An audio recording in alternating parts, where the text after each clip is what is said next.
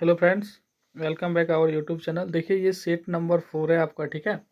Set number 4 का part 2 है, ठीक है। इसके पहले हमने 10 क्वेश्चन सेट नंबर 4 का करवा चुके हैं। ये डीएसपी सर की जो पाठशाला की बुक है वो उसमें जो प्रैक्टिस सेट है मैथ की उसका सेट चल रहा है, ठीक है। तो आप लोग देखिए क्वेश्चंस, अगर आपको पहले से मैथ नहीं भी आता है तो कोई प्रॉब्लम नहीं है। ये सारे मतलब आपको कॉन्सेप्चुअल समझ आ जाएंगे, ठीक है। देखिए वीडियो डिले होने का जो कारण होता है, 1-2 दिन जो गैप हो जाता है या डेली अपलोड नहीं होता है, वो आप लोग मैं बार बार बोलता हूँ कि आप लोग वीडियो को ज़रूर शेयर करें, मतलब कि लाइक करें। अगर आपको पसंद आता है तो आप हमें, अगर कुछ दिक्कत है तो हमें कमेंट करके बता सकते हैं, ठीक है। आप लोग बोलते हैं कि एग्ज़ाम कब होगा, एग्ज़ाम बहुत जल्द हो जाएगा, ठीक है।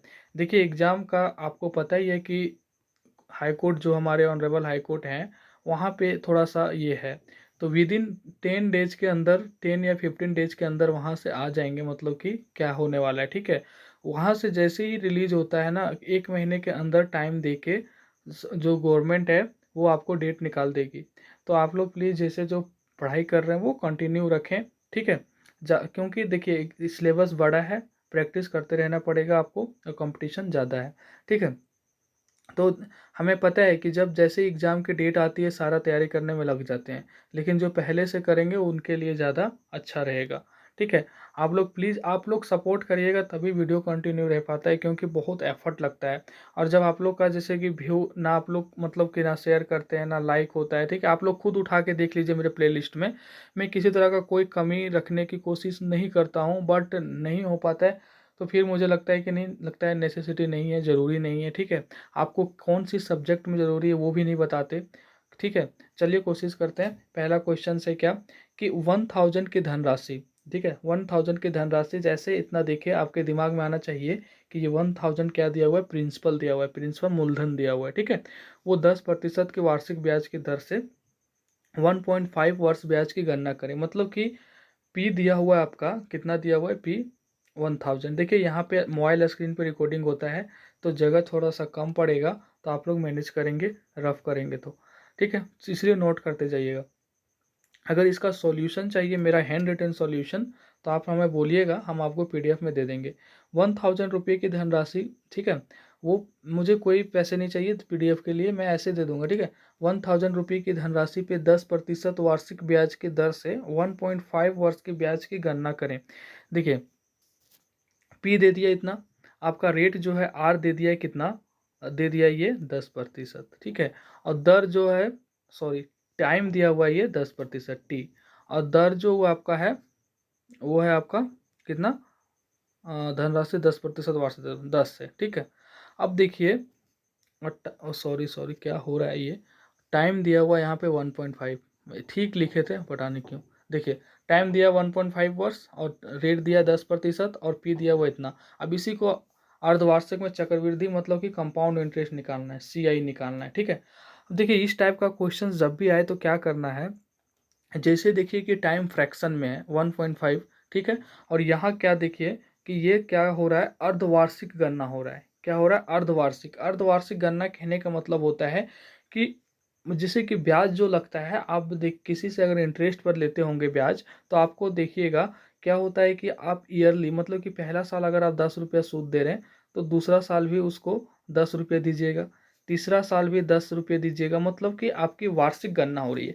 अर्धवार्षिक क्या होती है कि आप 6-6 महीने पे दीजिएगा, मतलब कि फर्स्ट 6 मंथ दिए, फिर 6 मंथ पर देंगे 10 रुपया, फिर अगले महीने 6 महीने पे 10 रुपया, फिर अगले 6 महीने पे 10 रुपया, फिर अगले 6 महीने पे 10 रुपया। तो आप देखिए कि 3 साल में यहाँ 3 बार देते थे, यहाँ 3 साल में आप 6 बार दीजिएगा, क्योंकि अर्धवार्षिक गणना हो रहा है। और अगर ये चक्रवृद्धि ब्याज हो रहा है, कंपाउंड इंटरेस्ट, तो ब्याज के ऊपर ब्याज लगेगा। मान लीजिए कि 10 रुपया दे रहे हैं पहला 6 मंथ के लिए, तो अगला 10 रुपया दीजिएगा तो इस 10 रुपया का ब्याज इसमें जुट जाएगा, इसमें, ठीक है। जब इसमें दीजिएगा तो इस जितना यहाँ इस 10 रुपया में यहाँ जितना टोटल ब्याज है उसका जुट जाएगा, फिर इसका ब्याज जुट जाएगा। अगर यहाँ दे रहे हैं तो इसका भी जुटेगा ब्याज, इसका भी जुटेगा ब्याज और इसका भी जुटेगा ब्याज, वही तो चक्रवृद्धि ब्याज होता है ना। तो कहने का मतलब है, तो आप समझ गए। तो अब यहाँ क्या करना है कि अर्धवार्षिक गणना हो रहा है, तो अर्धवार्षिक के केस में क्या करते हैं कि जो रेट है, जो रेट कितना है, जो दर है वो 10% है, इसको हम हाफ कर देते हैं, 2 से भागा देते हैं, क्योंकि अर्धवार्षिक गणना हो रहा है। तो ये 2 से भागा देंगे तो ये 5% हो जाएगा, और समय को क्या करते हैं 2 से मल्टीप्लाई कर देते हैं, ठीक है। तो ये मल्टीप्लाई करिएगा तो ये 3 साल हो जाएगा। मतलब अर्धवार्षिक का केस हो तो समय में आप डबल कर दीजिएगा और रेट को दोगुना कर दीजिएगा। क्यों, मतलब हाफ कर दीजिएगा, क्यों? क्योंकि हम इसको ईयरली निकालेंगे, इसीलिए हम ऐसा करते हैं। अब ये क्या हो गया कि ईयर हो गया आपका, टाइम 3 वर्ष हो गया, और रेट हो गया 5 वर्ष। मतलब क्वेश्चंस कन्वर्ट हो गया आप ईयरली। रेट हो गया कितना 5% और टाइम हो गया कितना 3 वर्ष, ठीक है। अब बनाते हैं इस क्वेश्चंस को। देखिए रेट यहाँ पे अब मेरा क्या हो चुका है 3, और टाइम कितना हो चुका है, सॉरी ये हो गया, टाइम हो गया कितना 3 वर्ष, और रेट कितना हो गया 5 वर्ष, और मूलधन क्या क्या दे रखा है 10 वर्ष, और निकालना क्या, मूलधन क्या देखा A1000, निकालना क्या है चक्रवृद्धि ब्याज। देखिए अब इसको इस मेथड से निकालिए, ठीक है। हम फार्मूला भी बता देंगे, अब फार्मूला से बनाइएगा, ठीक है। जो बता रहे पहले वो सीखिए। हमारा ये P हो गया, हमें 3 साल के लिए निकालना है, ठीक है। तो इसको 3 भाग में बांट देंगे, इसको बोलते हैं ट्री मेथड, ठीक है। ये पहला, ये दूसरा और ये तीसरा। देखिए अब यहाँ पे देखिए, ध्यान से समझिएगा, पहले भी बनाए होंगे आप, आपको आता होगा तो क्वेश्चंस, जैसे कि जो क्वेश्चंस आता है, आप मेरी बात को सुनिए, मैथ पढ़ने का तरीका। आप क्वेश्चंस को 1 सेकंड के लिए वीडियो पॉज करिए, क्वेश्चंस पढ़िए, आपको लगता है कि नहीं ये तो मेरे से बन जाएगा, देखने के मतलब ये तो ईजी है, तो आप अपने से बना के आंसर मैच कर लीजिए और अगले क्वेश्चंस को देखिए। अगर फिर आता है तो आप 10 मिनट में वीडियो को ख़त्म भी कर सकते हैं, ठीक है। जिसको नहीं आता है वो आराम से देखें, जिसको आता है वो अपने प्रैक्टिस के तौर पर देख लें कि मेरा आंसर आपके आंसर से मैच कर रहा है कि नहीं, हो गया, ठीक है। प्रैक्टिस करने से मतलब है। तो ये देखिए ये पहला साल का है, ये दूसरा साल का ब्याज यहाँ लिखेंगे, और ये यहाँ तीसरा साल का ब्याज लिखेंगे। तो रेट हमारा कितना है 5%, और टाइम कितना है 3 वर्ष, तो 3 वर्ष हो गया, यहाँ पे बांट दिए। अब क्या करना है, पहला साल में आप पहला साल का ब्याज दीजिएगा तो 1000 का 5% पर दीजिएगा। देखिए यहाँ पे टाइम ले रहे हैं आपको समझाने के लिए, वरना ये 20 सेकंड का क्वेश्चन है। तो टाइम ले रहे हैं कितना, इसको 5% निकालिएगा, क्योंकि रेट 5% है, तो 2 0 काटिएगा, 10 × 5 = 50 आ जाएगा, ठीक है। तो देखिए आप पहला साल भी 50 रुपया दीजिएगा, इंटरेस्ट तो लगेगा ही लगेगा। दूसरा साल भी 50 रुपया लगेगा ही लगेगा। तीसरा साल भी इंटरेस्ट आपको 50 रुपया लगेगा ही लगेगा। लेकिन दूसरा साल में जब 50 रुपया देने जाइएगा तो क्या होगा उसमें, कि आपको क्या करना पड़ेगा कि यहाँ पे इसका भी ब्याज लगेगा आपको, ठीक है। किसका ब्याज, इस 50 रुपया जो पहला दूसरा साल में 50 रुपया तो दीजिएगा, और पहला साल जो 50 रुपया ब्याज रहता उसके ऊपर ब्याज लगेगा। 50 रुपया का 5% लगेगा, तो 50 रुपया का अगर 5% निकालिएगा तो 2.5 आएगा। आप निकाल के देख सकते हैं, 50/5/100 करिएगा, 50 × 5/100, तो क्या हो जाएगा 2.5 आएगा। 50 का 5%, ठीक है। कहीं पे निकाल देते हैं, अगर दिक्कत होगा तो यहाँ देखिए 50 का यहाँ लिख रहे हैं, क्योंकि जगह कम पड़ जाता है। डिजिटल बोर्ड तो है नहीं कि आराम से समझा सकते हैं आपको, ठीक है। 50 दूना 100, और 2 से काटिएगा तो ये आ जाएगा 2.5, है कि नहीं, ठीक है। तो यहाँ 50 का 5%, चलिए यहाँ लिख भी देते हैं ताकि दिक्कत ना हो। 50 का 5% हो गया, ठीक है। ये कितना हो गया 2.5। दूसरा साल आप 50 तो दीजिएगा ही दीजिएगा, पहला साल का 50 पे इंटरेस्ट लगेगा। तीसरा साल क्या है कि 50 तो दीजिएगा ही दीजिएगा, और ये जो पहला साल 50 है उस पर इंटरेस्ट लगेगा 5%, तो ये हो जाएगा 2.5, है ना। दूसरा साल पर जो 50 लग रहा है उस पर भी इंटरेस्ट लगेगा, इसी को तो चक्रवृद्धि ब्याज बोलते हैं, तो 2.5 हो जाएगा। और दूसरा साल पर जो 2.5 लगा था उस पर भी 5% लगेगा, तो 2.5 का 5% निकालिएगा तो 0.125 आएगा। 1 2 ओफो, सॉरी सॉरी सॉरी, जगह कम है यहाँ पे, तो ये देखिए कम मतलब मिट गया था लेकिन आ गया। तो यहाँ 0.125 होगा, ठीक है, 125, ठीक है। लिखा नहीं रहा है यहाँ पे, क्या होगा इधर लिख दे रहे हैं, ठीक है। नीचे क्या हो जाएगा 0.125, ठीक है। आप समझ गए होंगे। कहने का मतलब है, देखिए अब इस सबको जोड़ दीजिएगा तो आपका आंसर आ जाएगा, ठीक है। जोड़िए जोड़िए आप, देखिए ये 50 50 50 50, 3 50 150 हो गया, अढ़ाई अढ़ाई 3 ठो कितना 7.5 हो गया, और 0.75 है, ठीक है। तो पूरा जोड़िएगा तो 157.625 होगा, 157.625 होगा, जो कि 157.63 के बराबर है। तो आपका आंसर क्या आ जाएगा, बी नंबर, ठीक है। यहाँ कुछ नहीं था, यहाँ क्या था देखिए, पहला साल जो 50 तो लगेगा ही, दूसरा साल भी लगेगा ही, तीसरा साल भी लगेगा। चक्रवृद्धि ब्याज होने के कारण जो पहला साल 50 लग रहा था उस पर भी 5% देना पड़ेगा। तीसरे साल में क्या है कि इस पहला में जो 50 रुपया लग रहा था उसका इंटरेस्ट हम यहाँ लिखे हैं, इस पर भी लगेगा। दूसरा साल में जो 50 रुपया दिए थे उस पर इंटरेस्ट देना पड़ेगा, और ये जो 2.5 दिए थे वो भी देना पड़ेगा। कहने का मतलब है कि इसको अगर नहीं याद है तो पहला साल 50, दूसरा साल 50, तीसरा साल लिख दीजिए। अब जो पहला साल 50 है उसका 5% यहाँ, अब जो ये दोनों आया उसका और ये जो इसका आया, इस सबका जो इधर बच रहा है तीसरा साल के अलावा इधर, उसका सबका 5% तीसरे साल के नीचे लिख दीजिए। ठीक है, इसको इस तरह बनाने का फायदा क्या है, अगर आपको पूछता कि केवल तीसरे साल का इसका चक्रवृद्धि ब्याज बताइए तो आप केवल ये तीसरे साल का जोड़ देते, आपका निकल जाता। बोलता कि दूसरे साल का केवल बताइए तो इसको जोड़ देते तो निकल जाता। ठीक है, बाकी रहा अगर जिसको नहीं समझ में आया ये मेथड, बाकी रहा फार्मूला पर, तो देखिए फार्मूला का क्या होता है, कम ए इक्वल टू क्या होता है, ए होता है मिश्रधन यानी कि मिश्रधन यानी कि अमाउंट, और पी प्लस सी आई, पी प्लस सी आई मतलब क्या, मूलधन प्लस कंपाउंड यूनिट में चक्रवृद्धि ब्याज। ठीक है, तो इसका अगर यहाँ से सी आई निकालेंगे तो ये हो जाएगा ए माइनस पी, है ना, कोई दिक्कत।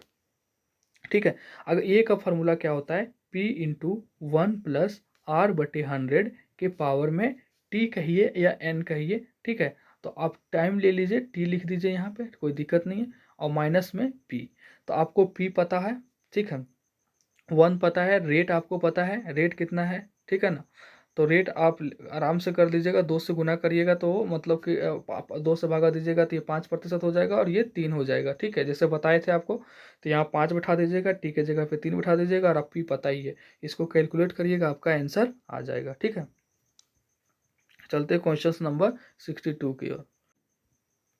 देखिए, थोड़ी सी तबीयत मेरी मतलब आवाज़ थोड़ी सी भारी लग सकती है क्योंकि थोड़ी सी जुकाम टाइप का हो गया है, सर्दी खांसी, तो हो सकता है थोड़ी सी आवाज़ में दिक्कत हो, तो थोड़ा सा मैनेज करिएगा। ठीक है, 62 नंबर क्वेश्चन से देखिए, इसको भी एक ट्रिक से बनाएंगे कि यदि विनय 2 किलोमीटर प्रति घंटा की अधिक गति से चला होता, कहने का मतलब है कि विनय कोई स्पीड से चल रहा होगा, मान लेते हैं कि विनय विनय का जो प्रारंभ गति होगा ना, प्रारंभ गति, ठीक है, जो विनय का प्रारंभ गति होगा वो मान लेते हैं कि क्या है, एक्स, मतलब एस मानिए या एक्स मानिए, एस किलोमीटर पर आवर मान लेते हैं। तो यदि विनय 2 किलोमीटर प्रति घंटा अधिक गति से चला होता, तो बढ़ी हुई गति क्या होता, चला होता पूछ रहा है। तो अगर कहने का मतलब है कि विनय एस से चल रहा है, अगर वो 2 किलोमीटर प्रति घंटा अधिक से चला होता यानी कि S+2 से चला होता, तो क्या होता, तो वह 4 किलोमीटर तय करने में 10 मिनट कम समय लेता। मतलब कि अगर वो एस से चल रहा है तो वो चार किलोमीटर की दूरी चलने में 10 मिनट ज़्यादा समय ले रहा है। अगर वो S+2 से चलता तो 4 किलोमीटर की दूरी तय करने में 10 मिनट कम समय लेता। तो विनय की गति क्या है, तो विनय किस गति से चल रहा है वो पूछा है आपसे कि एस की वैल्यू क्या है। ठीक है, तो इस यहाँ डिस्टेंस डी कितना दिया हुआ है, 4। तो इस तरह के केस में क्या करेंगे कि यहाँ देखिए, आप लिख लीजिएगा, यहाँ जगह कम पड़ रहा है, आपको जो बोल रहे हैं वो वर्ड में लिख लीजिएगा, ये ट्रिक है। फॉर्मूला है कि गतियों का गुणनफल, क्या ऊपर में लिखिएगा, गतियों का गुणनफल, यहाँ क्या लिखिएगा, चलिए लिखते हैं, कोशिश करते हैं, गतियों का या है वो दूसरे वाला, या जो यारा लवा होता है, गतियों का गुणनफल, गुणनफल बटे में दूरी, गतियों का गुणनफल बटे दूरी, अब बराबर में क्या लिखिएगा, गति में अंतर, क्या, गति में अंतर। ठीक है, गतियों में गुणनफल बटे दूरी और बटे गति में अंतर बटे समय में अंतर, गति में अंतर बटे समय में अंतर। ठीक है, लिख लीजिए, यहाँ पे जगह कम है। देखिए क्या लिखे हैं, गतियों का गुणनफल बटे दूरी इक्वल टू में गति में अंतर बटे समय में अंतर। ठीक है, अब देखिए गतियों का गुणनफल, तो गति कौन कौन सा है, एक एस है और बढ़ा हुआ गति S+2 है। ठीक है, S+2 बटे दूरी, दूरी क्या है, 4 किलोमीटर था। गतियों में अंतर, तो गतियों में अंतर कहने का मतलब है एक गति क्या है, ज़्यादा वाला S+2 और दूसरा गति क्या है, S है। गतियों का गुणन, यहाँ गुणनफल था, यहाँ गतियों का अंतर है तो -S हो जाएगा। बटे में क्या है, समय में अंतर, तो समय में अंतर क्या है कि 10 मिनट कम समय लेता, तो यही समय में अंतर है। ठीक है, 10 मिनट कम समय लेता यानी कि यही समय में अंतर है। तो ये हो जाएगा 10 मिनट का बात हो रहा है, सारा घंटा में है तो इसको घंटा में कन्वर्ट करने के लिए 60 से भागा दे देंगे। अब क्या करना है, कुछ नहीं करना है। यहाँ से देखिए एस और एस कट जाएगा, क्योंकि ये S plus two minus S करिएगा तो एस एस कट जाएगा। यहाँ से देखिए ये 10 छक्के का 60 हो जाएगा और ये 6 ऊपर चला जाएगा तो 6 दूनी की 12 हो जाएगा, 12 हो जाएगा और ये 4 क्रॉस मल्टीप्लाई हो जाएगा यानी कि 48 हो जाएगा। तो मैथ ऐसे ही बनता है, एक स्टेप में बहुत काम होता है। तो ये हो गया 48। अब देखिए कि कोई ऐसा मतलब यहाँ पे देखिए कि कोई ऐसा ऑप्शन है जो 48 ला देगा। तो आप देखिए कि अगर 6 को रखिएगा तो ये 6 हो जाएगा और 6 प्लस 2 हो जाएगा 8। ठीक है, तो ये 48 आ गया, सॉल्यूशन करने की ज़रूरत नहीं है, इसका मतलब आंसर जाएगा डी 6। ठीक है, चलिए नेक्स्ट क्वेश्चन इसी तरह का है। यहाँ थोड़ा और कॉन्सेप्ट क्लियर होगा आपका। एक रेलगाड़ी की चाल में 5 किलोमीटर प्रति घंटा की वृद्धि करने पे, मतलब कि वो रेलगाड़ी जो अपनी चाल से चल रही होगी उसमें, ठीक है, उसमें क्या है कि 5 किलोमीटर की उसमें इजाफा होता है। क्या होता है, 5 किलोमीटर की दूरी का इजाफा होता है। ठीक है, कि एक रेलगाड़ी की चाल में 5 किलोमीटर प्रति घंटा की वृद्धि करने पे, ठीक है, वृद्धि करने पे मतलब कि वो मान लीजिए कि एस से चल रहा होगा। ठीक है, एस से चल रहा होगा, अब उसको क्या हो रहा है कि 5 किलोमीटर बढ़ा दीजिएगा तो एस प्लस 5 हो गया। ठीक है, करने पे इसे 300 किलोमीटर की दूरी तय करने में 2 घंटे कम समय लगता। तो डिस्टेंस इसका 300 किलोमीटर होता। ठीक है, बोल रहा है ना कि अगर वो एस के जगह एस प्लस 5 से चलता ना तो 300 किलोमीटर की जो दूरी है वो 2 घंटा कम समय में लगता उसको। तो इसकी सामान्य चाल क्या है, मतलब कि एस जो वैल्यू है इसकी क्या है, किस चाल से ये चल रहा होगा। तो आपको फॉर्मूला बताए थे, इस केस में क्या करना है, गतियों का गुणनफल। तो मान लीजिए कि एस से चल रहा होगा और बढ़ा हुआ गति होता है एस प्लस 5, तो एक गति एस हो गया और दूसरा गति क्या है आपका, ठीक है, एस प्लस 5। तो ये हो गया गतियों का गुणनफल आपस में, मतलब कि multiplication of speed S into S plus 5। बटे में क्या बताए थे आपको, बटे में आपको बताए थे क्या, बोलिए।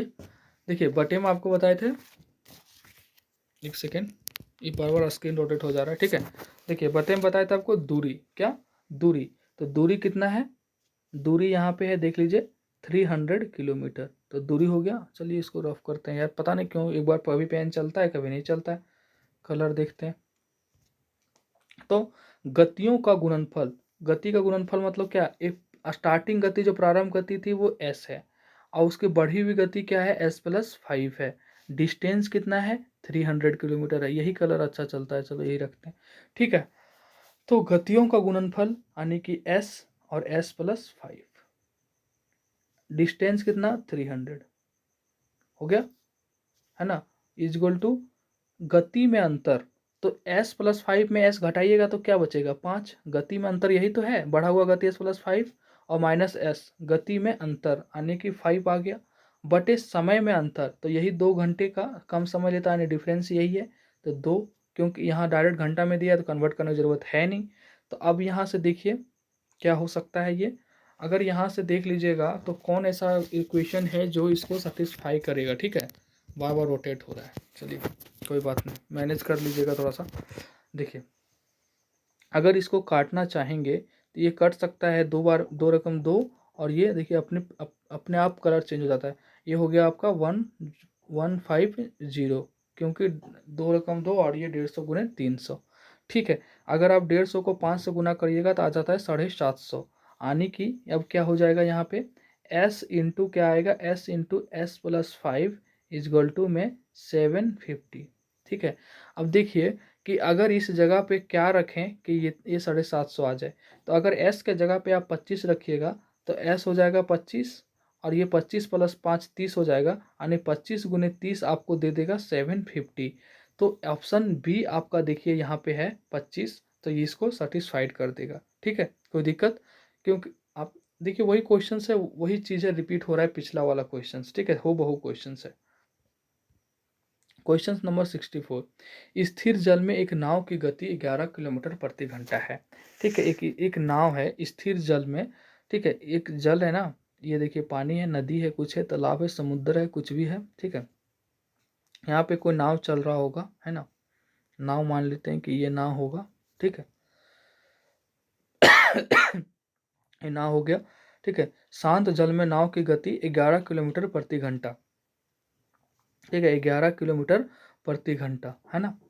अब क्या बोला जा रहा है कि यदि नाव नाव 2 घंटे में धारा को विपरीत दिशा में 19 किलोमीटर चलती है, ठीक है। देखिए शांत जल में तो आपको पता है, लेकिन यदि नाव 2 घंटे में धारा के विपरीत दिशा में, मतलब अपोजिट दिशा में इधर जो चल रहा होगा, तो वो 19 किलोमीटर 2 घंटे में, तो इसका स्पीड पता नहीं चल जाएगा। अगर 19 को आप 2 से भागा दे दीजिएगा तो 9.5 आ जाएगा, आने की 9 किलोमीटर। मतलब धारा के साथ इधर चल रहा है, वो 11 के साथ, धारा के विपरीत चल रहा है 9.5 के साथ, ठीक है।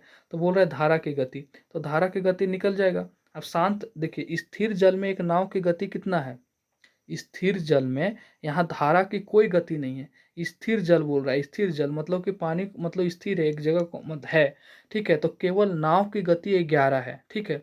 उसके बाद बोल रहा है कि यदि नाव की 2 घंटे की धारा को विपरीत दिशा में, मतलब धारा इधर अगर बह रहा है, नाव अगर इधर चल रहा है, तो इसके विपरीत दिशा में दे दिया है आपका कि 19 किलोमीटर 2 घंटे में तय करता है। यानी धारा के विपरीत दिशा में कितना स्पीड निकल गया, 9.5। और शांत जल में यानी केवल बोट, तो देखिए धारा अपने विपरीत दिशा में 9.5 लगा रही है, ठीक है। अब बोट शांत जल में 11 चल रहा है, तो क्या पूछ रहा है क्वेश्चन, तो धारा की गति क्या है। तो धारा की गति क्या बची, अगर 11 में से ये केवल प्योर बोट का चाल है, और विपरीत दिशा में कितना चाल है, 9.5। अगर इस 11 में से 9.5 घटा दीजिएगा तो जो 1.5 आ रहा है, यही तो आपका धारा की गति है। तभी तो मतलब बोट उधर चल पा रहा है, क्योंकि विपरीत दिशा में 9.5 ही लग रहा है और 11 लग रहा है उधर। तो धारा की गति क्या हो गया, 11 में से 9 घटा दीजिएगा तो आपका आंसर आ जाएगा सी, ठीक है। चलते हैं क्वेश्चन नंबर 65। देखिए क्वेश्चन नंबर 65 क्या है, प्यारा सा क्वेश्चन है कि उस वृत्ताकार पथ का क्षेत्रफल ज्ञात कीजिए जो 440 मीटर परिधि वाले वृत्त के चारों ओर बनाया गया है और जिसकी चौड़ाई 7 मीटर है, ठीक है। देखिए क्वेश्चंस का फिगर ड्रॉ करते हैं तो आपको समझ में आ जाएगा, ठीक है। फिगर कहाँ ड्रॉ करें, यहाँ ड्रॉ करते हैं, ठीक है। ये देखिए ये हो गया, चलिए थोड़ा सा मैनेज करिएगा इस क्वेश्चन। देखिए क्या है फिगर में कि उस वृत्ताकार पथ का क्षेत्रफल निकालिए जो 440 मीटर परिधि वाले वृत्त के चारों ओर बनाया गया है। तो जो अंदर वाला वृत्त है ना, इसका परिधि कितना है, 440 मीटर, ठीक है। और इसके बाहर जो बनाया गया है ना पथ, ठीक है, क्या बोल रहा है कि उस वृत्ताकार पथ का क्षेत्रफल ज्ञात कीजिए जो 440 मीटर वाले परिधि वृत्त, मतलब 440 मीटर परिधि वाले वृत्त के चारों ओर बनाया गया है। तो ये हो गया वृत्त, इसके चारों ओर ये पथ बनाया गया है, ठीक है। ये पथ मतलब रास्ता, ठीक है। तो बोला जा रहा है इस रास्ते का क्षेत्रफल निकाल लीजिए। इस वृत्ताकार पथ का क्षेत्रफल मतलब कि जो रंगीन पार्ट है ना, इसका आपका क्षेत्रफल निकाल के देना है। तो कैसे निकालेंगे, देखिए अब आपको समझ में आ गया होगा।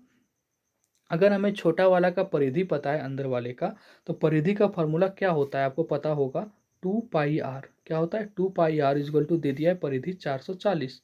हम छोटा वाला का बात कर रहे हैं ना, ठीक है। तो ये हो गया आपका 4। देखिए क्वेश्चंस को समझिए, रटिए नहीं, ये सब अच्छे क्वेश्चंस हैं, ठीक है। आपके कोई भी एग्जाम में, आने वाले एग्जाम में हेल्प करेंगे। तो 2 × पाई का वैल्यू पता है 22/7, ठीक है, इंटू आर, और ये हो गया आपका 440, ठीक है। तो यहाँ से देखिए 22 दूनी का 44, और ये 44 कट जाएगा तो ये 10 बार में कट जाएगा, और आर इजगल टू इधर करिएगा तो हो जाएगा 70। कितना हो जाएगा, 70।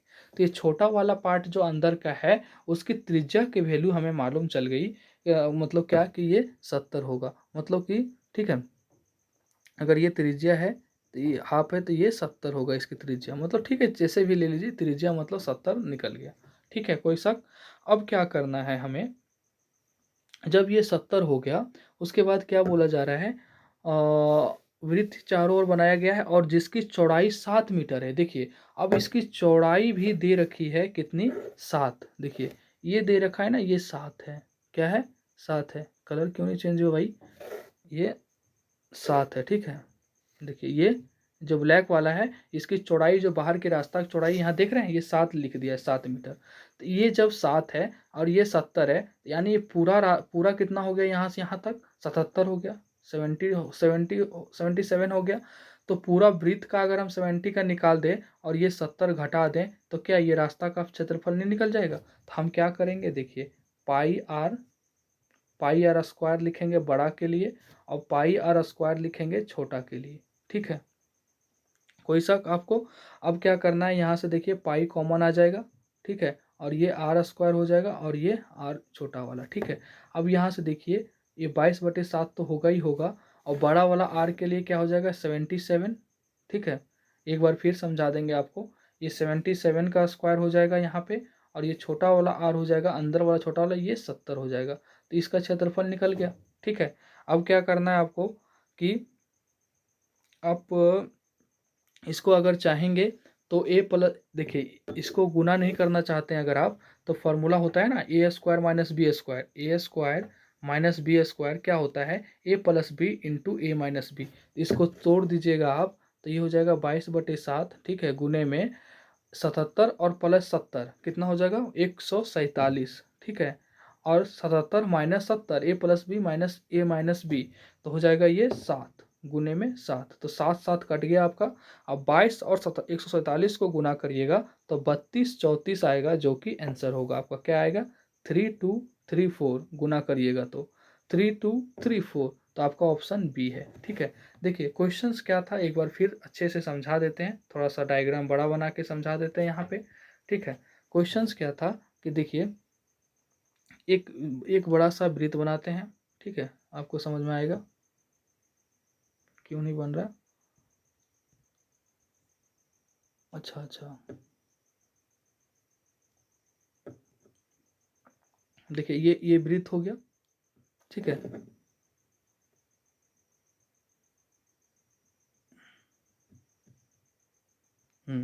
देखिए अब क्या है ना, क्वेश्चंस क्या बोल रहा है कि एक वृत्त है 440 मीटर का, ठीक है, 440 उसका परिधि दे दिया है 440।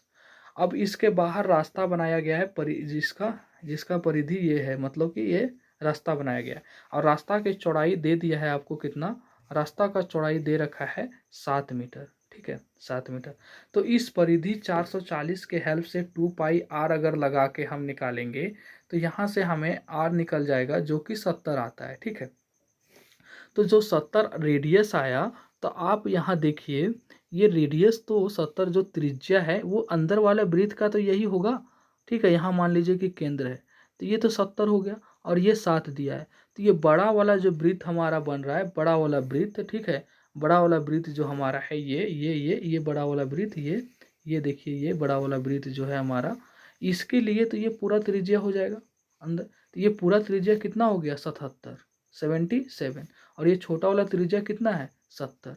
तो हम बड़ा वाला में से वृत्त का क्षेत्रफल में से छोटा वाला घटा देते हैं तो क्या ये एरिया नहीं निकलेगा, तो वही किए 77 माइनस 70 कर दिए, फार्मूला जो होता है पाई आर स्क्वायर वाला, ठीक है। अगर फिर भी समझ में नहीं आया तो आप कमेंट कर दीजिएगा, फिर से बता देंगे कल। एक शंकु की ऊंचाई 32 सेंटीमीटर और इसके आधार की त्रिज्या 8 सेंटीमीटर, ठीक है। देखिए शंकु क्या है, शंकु कैसे बनता है, देखिए ये रहा आपका शंकु, ठीक है, ये शंकु हो गया। इसमें ये जो होता है ना ये होता है ऊंचाई, ठीक है, और ये होता है तिर्यक ऊंचाई, जो ये है जो तिरछी ऊंचाई है ये तिर्यक ऊंचाई होता है और ये ऊंचाई होता है, ठीक है।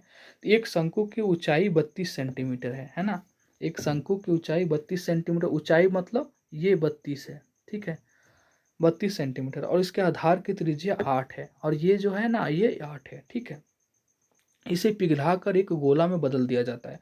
अब इसे क्या किया जा रहा है कि इसको पिघला के ना एक गोला में बदल दिया जा रहा है, गोला मतलब ये ऐसा गोला में बदल दिया जा रहा है, ठीक है। अब आगे क्या बोला जा रहा है, गोला में पिघला कर बदल दिया गोले तो इसे पिघला कर गोले में बदल दिया जाता है, तो उस गोले की त्रिज्या निकालें। देखिए जब गोले की त्रिज्या पूछ रहा है, अगर जब भी किसी की आकार बदल दिया जाता है कि इस मतलब कि चतुर्भुज था तो उसको बदल के मतलब पिघला के त्रिभुज कर दिए, वो शंकु था तो पिघला के मतलब बेलन कर दिए, बेलन था तो उसको शंकु कर दिए, और में तो मतलब कि गोला था तो उसको शंकु कर दिए। इस टाइप के क्या होता है कि जिसको जिसमें कन्वर्ट करिएगा दोनों का वॉल्यूम बराबर होता है, दोनों का आयतन बराबर होता है, ठीक है। तो आपको कुछ नहीं करना है, दोनों फिगर का फॉर्मूला लगाना है आयतन वाला। तो शंकु का फॉर्मूला क्या होता है आयतन निकालने के लिए, शंकु का फॉर्मूला होता है 1/3, ठीक है, 1/3 पाई आर स्क्वायर एच, ठीक है। और गोला का क्या होता है आयतन निकालने के लिए 4/3 pi R cube, pi R cube. हम गोला का R1 मान लेते हैं त्रिज्या, ठीक है, ताकि हमें दिक्कत नहीं हो। और ये शंकु का त्रिज्या क्या है R, ठीक है, कोई दिक्कत नहीं, ये R है। देखिए ये 3 से है ना, ये 3 से 3 कट जाएगा यहाँ पे, ये पाई से पाई कट जाएगा, कोई दिक्कत नहीं है, ठीक है। अब क्या बचा देखिए, आर स्क्वायर एच बचा और इधर क्या बचा 4R क्यू बचा, ठीक है। अब देखिए आर स्क्वायर यहाँ पे दे रखा है ना कि किसका आर, ये शंकु के लिए लिख रहे हैं ना, ये शंकु का है। तो बोला तो जा रहा है आपका शंकु का तो त्रिज्या आर दे दिया, आर त्रिज्या 8। तो आप इसको क्या लिखिएगा 8 × 8 लिख सकते हैं, तो हम लिख देते हैं, चलिए 8 × 8 कोई शक, ठीक है। 8 × 8 गुने ऊंचाई, ठीक है। तो ऊंचाई भी दे रखा है यहाँ पे देखिए 32, तो शंकु का लिख दिए पूरा। अब इधर आइए, ये 4 हो गया, ठीक है। ये आर क्यू का बात हो रहा है, तो यही तो निकालना है, क्या लिखा है उस गोली की त्रिज्या निकालिए, तो यही तो आर क्यू हमें निकालना है, ठीक है। तो ये निकाल लेंगे लास्ट में। अब यहाँ देखिए ये 4 से 4 8 32 कट जाएगा। अब देखिए 8 8 8 3 बार आ रहा है और यहाँ आर क्यू है, तो R1 क्या हो जाएगा सिंपल, 3 बार है तो एक बार बाहर निकल जाएगा, 8 हो जाएगा। तो आपका आंसर क्या आ जाएगा डी नंबर, ठीक है। आई होप आप लोग समझ गए होंगे। चलते हैं क्वेश्चन नंबर इस पे। देखिए ये भी अच्छा क्वेश्चन है ना, ठीक है। देखिए ये भी अच्छा क्वेश्चन है। क्या है क्वेश्चन देखिए कि एक इक्वेशन दिया हुआ है जिसकी मतलब जो घात देखिएगा आप, मतलब घात मतलब कि जो हाईएस्ट पावर है वो क्यूब में है, पावर 3 है, ठीक है। यहाँ जैसा कि आपको दिख रहा होगा का एक शून्यक ये है, क्या एक शून्यक x plus X is equal to 2 है, तो इसको x-2 इजगल टू 0 भी लिख सकते हैं, कोई दिक्कत नहीं है। मतलब कि एक शून्यक x-2 है इसमें, ठीक है। इसका शून्यक मतलब आप समझ रहे हैं, शून्यक मतलब होता है गुणनखंड, मतलब कि उसका पार्ट है ये, ठीक है। कि अगर x के वैल्यू 2 रख दें इस पे तो ये 0 दे देगा, ठीक है। उसको बोलते हैं शून्यक, यानी कि वो उसका गुणनखंड है। तो इस टाइप के क्वेश्चंस को कैसे बनाएंगे, ठीक है। तो बोल रहा है कि अन्य शून्यक क्या है, इसमें कितने शून्यक होंगे, 3 शून्यक होंगे, क्योंकि पावर कितना है, हाईएस्ट पावर 3 है। तो जितने पावर होते हैं ना उतने शून्यक होते हैं एक इक्वेशन में, ठीक है। तो इस चीज़ को भी याद रख लीजिएगा।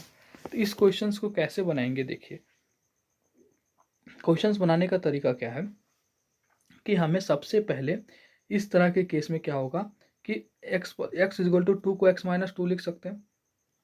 तो इसको क्या करना होगा आपको कि x-2 से, ठीक है, x इसको भागा देना पड़ेगा, ठीक है। भागा आप दीजिएगा, यहाँ बहुत थोड़ा सा लंबा हो जाएगा, आपको तरीका बता देंगे, ठीक है। इसको भागा देना पड़ेगा। अब भागा जब दीजिएगा तो भागा दे के जो लास्ट में आएगा वो भागफल जो आएगा आपका, रिमाइंडर कुछ नहीं बचेगा, भागफल पूरा पूरी कट जाएगा। भाग क्योंकि ये शून्यक है इसका तो पूरा पूरी कट ही जाएगा, ठीक है। थोड़ा सा ज़्यादा हो रहा है, जल्दी ख़त्म करते हैं, कोशिश करते हैं, ठीक है। ये देखिए x² प्लस 7x और प्लस में 12, यहाँ प्लस सॉरी, ठीक है, ये यहाँ पे प्लस होगा और ये 12। मतलब कि जब x-2 से इस इक्वेशन में भागा दीजिएगा तो भागफल क्या आएगा x² plus 7x is equal to 12 और रिमाइंडर क्या आएगा 0, पूरा पूरी कट जाएगा, ठीक है। आप भागा दे के देख लीजिएगा। अगर भागा देने आपको नहीं आता है तो बी हॉनेस्ट, आप मतलब ऑनेस्टी पूर्वक आप कमेंट कर दीजिएगा कि सर भागा देने हमें बता दीजिए, तो हमें 4-5 क्वेश्चंस भागा वाला आपको बता देंगे, ठीक है। सीखने में कोई दिक्कत नहीं है, वैसे हमें उम्मीद है कि सबको भागा देने आनी चाहिए होगी, ठीक है। अब क्या करना है, अब देखिए इसको और इसको गुना करके लिख सकते हैं तो यही आएगा, तो क्योंकि रिमाइंडर 0 है, ठीक है। देखिए अब इसको ऐसे लिख सकते हैं, अब जगह कम पड़ रहा है, भागफल करके ये आया था, ठीक है। तो इसको लिख सकते हैं ना x-2 इजगल टू में, ठीक है, ये इसको मिटा रहे हैं, ठीक है। अब जगह कम पड़ रहा था, जब जो भागफल आया था मेरा, क्या आया था भागफल, क्या हो गया यार ये,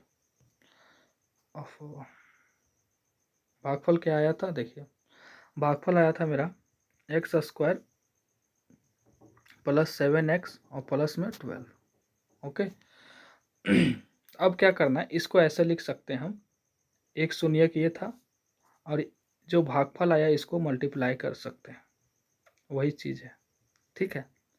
अब देखिए इसको जब गुणनखंड करिएगा तो इसको अलग से फिर से तोड़ सकते हैं, एक्स स्क्वायर प्लस में 3x प्लस में 4x और प्लस में 12।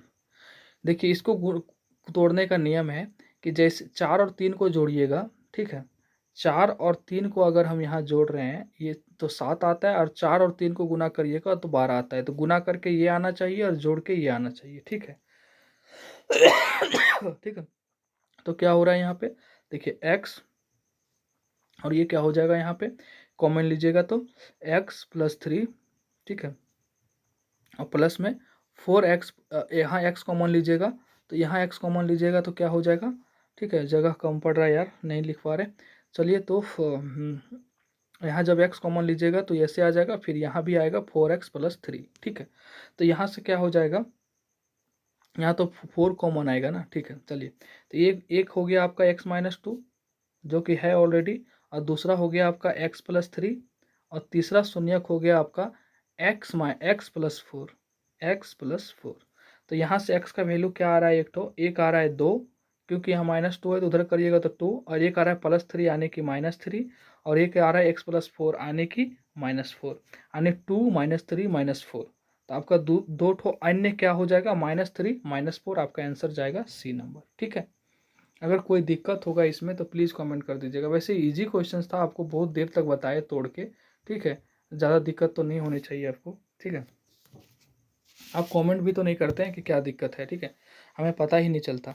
चलिए अब क्वेश्चन नंबर क्या है, 68। अब 68 में क्या करना है आपको, देखिए यहाँ से आपको दिख रहा होगा कि कोट का आपका क्या होता है, कोट स्क्वायर क्या होता है, कोस स्क्वायर बटे मतलब कोस बटे साइन होता है। तो यहाँ स्क्वायर में है तो ये हो जाएगा आपका क्या, ये हो जाएगा आपका कोस स्क्वायर, ठीक है, बटे में साइन स्क्वायर, ठीक है, कोस स्क्वायर बटे में साइन स्क्वायर, और माइनस में कोस स्क्वायर ही रहेगा, थीटा थीटा, ठीक है, ये अंडर रूट रहेगा। यहाँ से देखिए आप क्या साइन स्क्वायर एलसीएम लीजिएगा, तो साइन स्क्वायर जब एलसीएम लीजिएगा तो ये रहेगा आपका क्या हो जाएगा, कॉस स्क्वायर थीटा, माइनस में कॉस स्क्वायर थीटा इंटू हो जाएगा आपका क्या, साइन स्क्वायर थीटा, ठीक है, और नीचे क्या रहेगा आपका साइन स्क्वायर थीटा, और ये रूट में ही रहेगा sine square theta under root, ठीक है। तो यहाँ से देखिए आपका कॉस स्क्वायर थीटा बाहर मतलब कि कॉमन ले सकते हैं, ठीक है, तो इधर लिख दे रहे हैं इसको। तो अगर कॉस स्क्वायर थीटा कॉमन ले सकते हैं, ठीक है, तो क्या हो जाएगा यहाँ से 1 माइनस, देखिए साइन स्क्वायर थीटा हो जाएगा अंदर में, और नीचे तो आपका है ही क्या, साइन स्क्वायर थीटा, ठीक है, यहाँ जगह कम पड़ रहा है, कैसे करें यार। चलिए इसको पार्टीशन करते हैं तब बनेगा क्वेश्चन। चलिए कोट को क्या लिख सकते हैं, कॉस स्क्वायर थीटा बटे में साइन स्क्वायर थीटा, माइनस में कॉस स्क्वायर थीटा, ठीक है।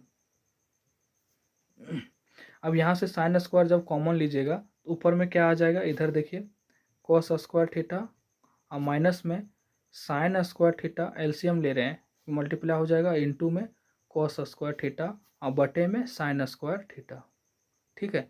अब देखिए यहाँ से कॉस स्क्वायर कॉमन आ जाएगा, कॉस स्क्वायर थीटा, और 1 माइनस साइन स्क्वायर थीटा हो जाएगा, और बटे में साइन स्क्वायर थीटा, ठीक है, ये हो जाएगा आपका अंडर रूट, ठीक है, यहाँ भी अंडर रूट है। अब देखिए यहाँ से 1 माइनस साइन स्क्वायर थीटा क्या होता है, कोस स्क्वायर थीटा, और कोस स्क्वायर थीटा बटे साइन स्क्वायर थीटा क्या होता है, कोट स्क्वायर थीटा, ठीक है। तो ये होगा कोट स्क्वायर थीटा इंटू में 1 माइनस साइन स्क्वायर थीटा क्या हो जाता है, कोस स्क्वायर थीटा, और ये क्या हो जाएगा आपका रूट में। तो यहाँ देखिए एक कोट बाहर आ जाएगा, कोट थीटा इंटू में एक कोस बाहर आ जाएगा, यानी कि कोस थीटा, यानी कि cot theta into cos theta, ठीक है, cot theta into cos theta, आपका आंसर जाएगा सी नंबर, ठीक है। देखिए जगह कम पड़ता है, मेरी बातों को ध्यान से सुनिएगा। ठीक है, त्रिभुज ए बी सी, बहुत ज़्यादा तबीयत खराब हो रहा है, ठीक है। त्रिभुज ए बी सी त्रिभुज पी क्यू आर के समान है। त्रिभुज ए बी सी जो देखिए यहाँ पे इधर बनाते हैं, ठीक है, और कोई इस डायग्राम इसमें है ही नहीं, एक सर्कल है, त्रिभुज है बस। चलिए त्रिभुज बनाते हैं हाथ से ही।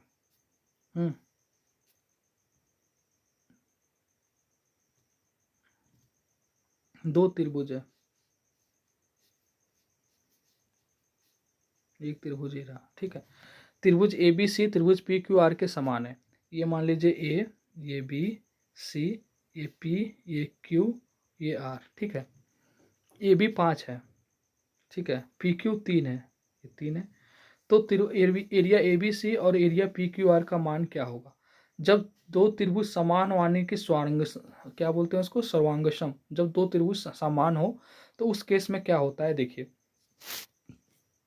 कुछ नहीं, जब एरिया निकालना हो तो जिसका एरिया इसका पूछा जा रहा है तो इसके केस में इक्वल टू क्या हो जाएगा, एरिया ए बी सी बटे एरिया पी क्यू क्या हो जाएगा, जिसका पूछेगा उसका स्क्वायर, ए बी स्क्वायर बटे पी क्यू स्क्वायर, भुजा का स्क्वायर हो जाता है क्योंकि दोनों त्रिभुज समान है। तो ये क्या हो जाएगा 25/9, कोई दिक्कत नहीं है, ठीक है। चलते हैं क्वेश्चन नंबर 70। ये क्वेश्चन आपको कमेंट में बताना है कि इसका आंसर क्या होगा। आपको हिंट के तौर पर बता देते हैं कि पूरक कोण का वैल्यू क्या होता है। पूरक कोण का मतलब होता है कि दोनों कोणों का योग होता है 90 डिग्री।